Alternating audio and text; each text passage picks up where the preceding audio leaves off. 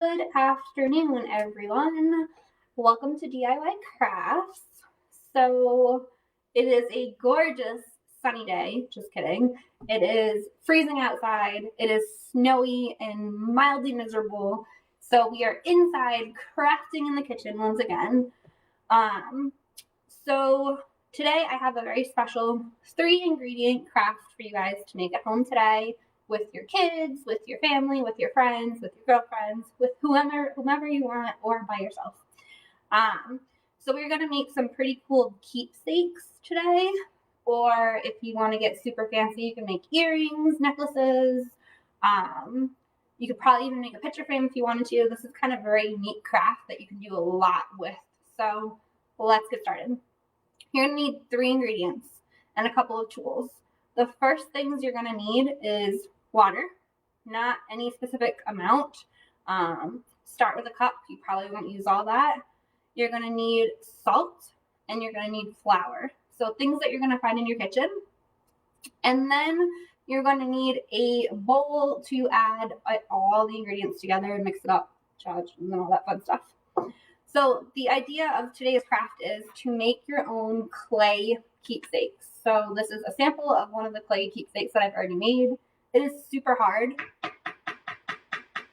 don't want to hit it too hard because I'm not sure if it'll break or not, but very much like a clay that you would create anywhere else. So this is a keepsake of my dog's puppy paw in a heart that I have gone ahead and created with the clay that I'm going to teach you guys how to make. I haven't painted it yet because I wanted to show you guys what it looks like in its raw state. I do have a version of it already painted like this. All right, nice gold edges, very pretty. And then I have a necklace pendant of my fiance's fingerprint. If you have kids, this would be a really great Valentine's gift for your kids to give to their mom, to their dad, for a husband to give to their wife. I don't know. Super cute, super fun idea. So this is the pendant in its raw state. And then this is the pendant in its painted finished state. So I'm going to show you guys how to make these awesome things. All right, so like I said, you need 3 ingredients. Water, salt, flour. The ratio is very simple. You do not have to have my measurements. As long as you're doing a 2-to-1 ratio from flour to salt, you're good. So let me explain. I have right here a 1/4 cup of flour. Let me go ahead and add that in there. And I have let me backtrack. I have a 1/2 cup of flour and I have a 1/4 cup of salt. So 2 to 1. If you wanted to do this a different way, you could do a cup of salt, a cup of flour to a 1/2 cup of salt, 2 cups of flour to 1 cup salt. If you want to make a really small batch like I'm doing, a 1/2 cup of flour and a 1/4 cup of salt is more than enough. So once you have that in there, you can go ahead and take a spoon, mix it all together so that salt and the flour is mixed really nicely. And then you're going to break out your inner child here. So you're going to add water until this dry ingredients gets to the consistency of Play-Doh. Now, if you can't remember the last time you played with Play-Doh, I'm going to make it really easy for you. Think about making either cookies, like sugar cookies. You want it that consistency.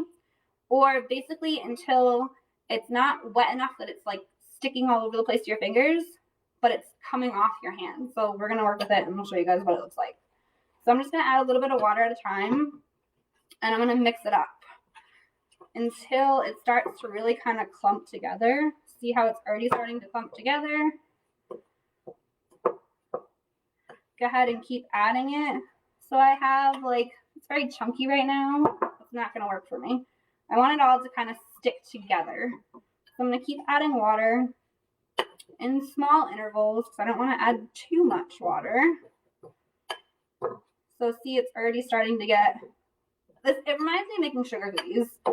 But again, if you have Play-Doh at home, go ahead, break out the Play-Doh, play with the Play-Doh, and try and get it to that Play-Doh-like consistency. So I'm going to add a little bit more water. And I'm literally just adding probably a quarter of a teaspoon to a teaspoon at a time. I don't want to add too much because I don't want to overdo it. So once you have it and it's starting to get really sticky, you can go ahead and put the spoon down and start playing with it with your hands. I know we're going to get dirty today. So already it's starting to stick together. That's what I want. I want to be able to stick it together like this. And that's like a Play-Doh-like consistency. But I still have quite a lot in the bottom here. So I want to be able to get it all together. And I want it so it doesn't stick to my fingers as much as it is. So I'm going to go ahead and keep kind of forming this together, rolling it in. And you'll see that it's really dry right now. So I'm going to go ahead and add a little bit more water. Not a lot, just a little bit to get me going. And to help the rest of the dry ingredients stick here. So once you kind of get it to where it needs to be, what's going to happen is all those dry ingredients are going to stick together. There we go. Also, if you've ever made bread, this is probably very much the consistency of bread. It's tacky, but not tacky enough where it's sticking to your fingers. All right, so once you have your Play-Doh-like consistency here, I'm going to go ahead and play with it for a little while. And you can roll it out and flatten it and fold it. And roll it out and flatten it and fold it. And this is when you're going to start having some fun with it. So we're going to go ahead and get all this stuff out of the way. If you have a rolling pin, awesome. Go ahead, roll it out. So, roll it. And I just want to show you guys what this looks like. It literally looks like Play-Doh. Okay? Feels like Play-Doh. Looks like Play-Doh. Has a slight granulated texture because of the salt. And that's totally okay. I'm going to go ahead and roll this out. Probably to like a 1/4 inch thick. That's what these are. They're a 1/4 inch thick. It just makes it easier to get it off of the surface. When you pop this in the oven, it does not shrink. So you can go ahead and roll it out pretty thin. Excuse me.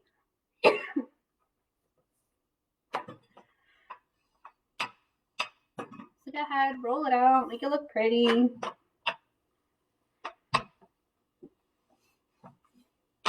Alright, so I have it pretty thin. I don't want to go too much thinner than that because I'm afraid I'm not going to be able to get it off this counter. Ooh. So this is where your experimentation comes in and where your fun comes in. So if you wanted to do a keepsake, all I did was I put this in this baking pan and I walked over to my dog and I pressed his foot into the baking pan. And then I cut it out while it was in the baking pan. That way I didn't have to move it again. If you want to do that, feel free to do that. Go ahead, put it in the pan, do an imprint of your dog's paw, a handprint, a thumbprint, whatever it is that you want. So say I want to give this to my mother. I can go ahead and push my finger in pretty good. Take it off. And then I have a toothpick. And all I'm going to do is I'm going to go around it. I'm going to leave a nice little hole at the top so I can attach this to something in the future. And I'm going to go around and make a circle. Oopsie, totally just broke my toothpick. And then I'm just going to peel this up super slightly after I make a hole in the center top.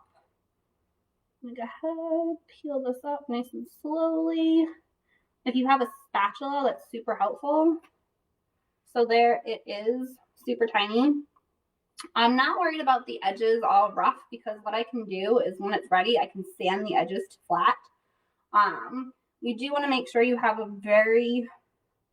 decent hole at the top so you can put this through a piece of string or a necklace or something like that. So I did put a hole at the top right there. And if you want, you can go ahead and kind of round it off. It's up to you.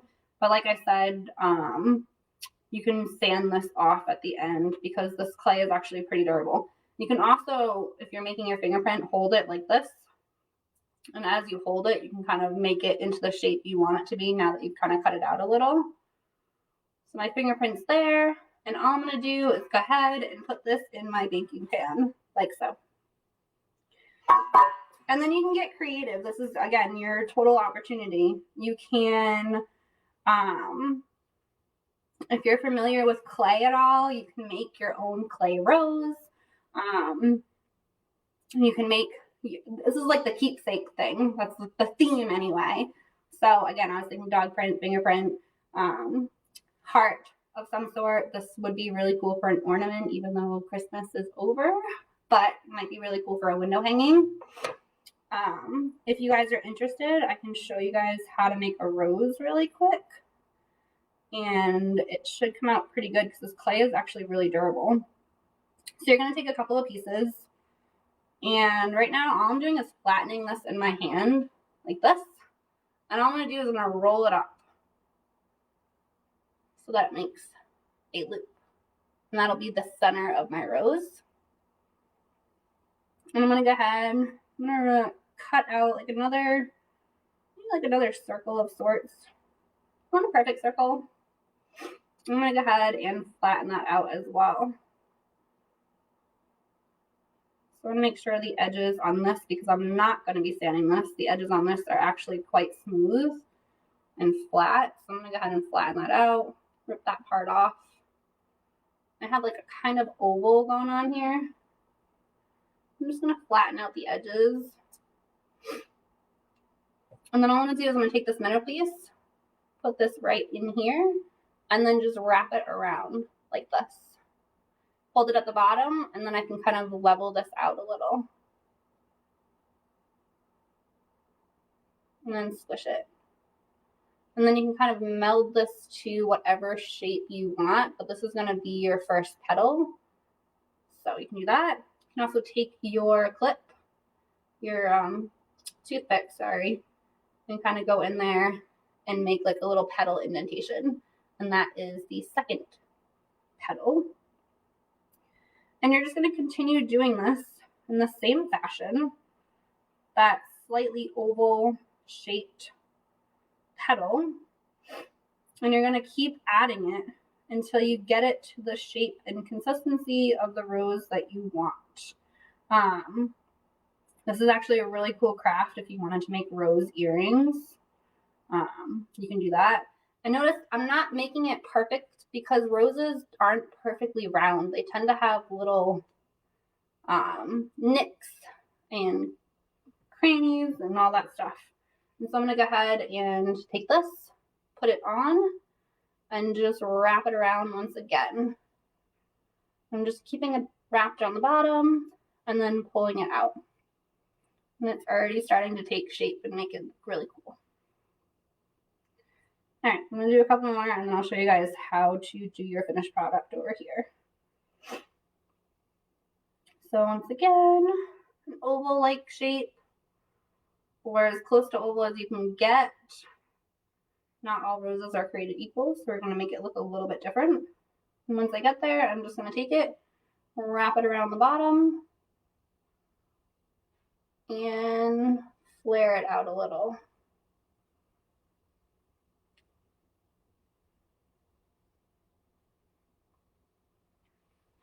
And it's starting to look more and more like a rose. So what you can do is, obviously, if you wanted to make a smaller one of these, this is not something you want to put on your ear. You can make smaller ovals. But for this is like a really cool little maybe napkin holder rose or something like that. So I'm just going to squish the bottom and take off quite a lot of this bottom and flatten it out. And then I'm going to go ahead and put it in my baking tin. So, in order to get your really fun Play-Doh consistency dough, if you will, over here, to become hard as a rock and eligible for a nice keepsake, you're going to want to bake it in a baking tin It's just a plain Jane Teflon pan. No parchment paper, no tinfoil, no nothing. Go ahead and put it in the oven at 225 for 2 hours. So low heat, nice and low and slow, 225, 2 hours. And when it comes out, you just want to double check to make sure that it's hard on both sides. So if you end up flipping it over and it's not done on the other side, go ahead and flip your project over in the pan. Be careful because it's hot. And go ahead and put it in for another half an hour, give or take, until the back side and the front side are evenly cooked. And you'll know when it's done because it's nice and hard. So if you are doing a pendant of some sort like this, I highly recommend that you get yourself some metallic paint and some black paint. And all I did here is take my pendant and then put it in here for now. All I am going to do is I'm going to paint it metallic. Super simple, super easy. You're making this very boring piece of clay look like a metal pendant. And when your metallic paint dries, what I like to do, because I feel like this isn't pendant enough for me, it doesn't look metal enough, I like to go over it and take a little bit of black that's mixed with water and just let the water fill in all those nooks and crannies. And that just makes it look more metallic. So this one's metallic, just plain Jane, but this is metallic with a little bit of black paint on top, and it makes it look more metallic, more authentic, a little bit more rustic. I'll leave pictures of both of these in the comments so you guys can take a look and compare and contrast and figure out which one you like better. So for this one, all I did was I did the metallic paint with the black on top, and then I painted the paw print red. And it's really cool the way the clay works is you can see like all the, like this is my dog's paw, but you can see all those little nooks and crannies in this paw, which is really cool. So it makes a really awesome keepsake. Same thing with this. It's a fingerprint, and it's obviously all the nooks and crannies of your finger. So really cool. Like I said, you can do a heart. I've gone ahead and done kind of like a arrowhead heart type thing, which looks pretty cool. And that's a really cool pendant as well. Once you're done with this, you can go ahead and write something on it, or you can write it on it in clay while the clay is still wet. And it's totally up to you. There are so many things that you can do with this plain Jane clay recipe because you don't have to buy it. You've made it yourself, and you can bake it in the oven to a hard consistency.